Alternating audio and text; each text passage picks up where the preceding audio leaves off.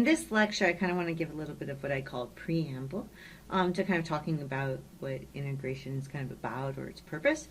So I first want to kind of recall something you're already a little familiar with.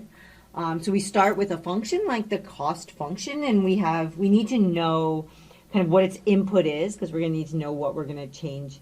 We're looking at the rate of change with respect to whatever the input is. So in this circumstance, let's say it's time. Then we know that the rate of change of this function with respect to time is going to be dc dt. That's also the slope at that point of the graph. So I have the graph of the function, the cost function here, at the particular point. So if I have a particular time value, I have time, and then I have the cost at that time. And the slope there is actually dc dt, right? But it's actually dc dt, and let's kind of specify this, that this is actually evaluated at that particular time. Okay? So then this gives us the slope at that particular time, or the rate of change at that particular time. So what's going to be new here, so this is new, which is what if we instead, and I'm going to make this green to kind of indicate that we're starting with the rate of change. So what if we start with the rate of change of the cost? So what if we start with the rate of change of the cost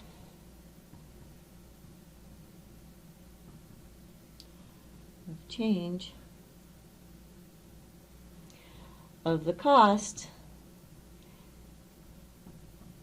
dc dt, okay? And I'm going to emphasize here, remember this is a function. I stick in the time, and then I get out the rate of change at that particular time, okay? Then can we retrieve the cost increase? Okay, so can we retrieve, or the change of cost, to retrieve the cost increase? So the cost increase over a time interval.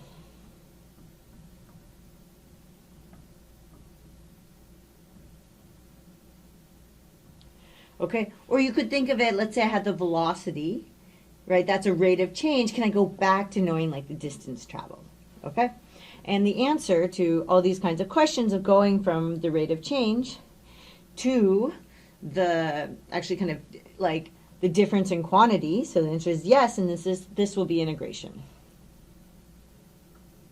This is entirely what we're interested in doing. Okay, and I'll kind of map that out a little bit more in the future. But it's good to kind of have this kind of in mind that I'm now, before I was going from a change in quantity to a change of, like, to a rate of change.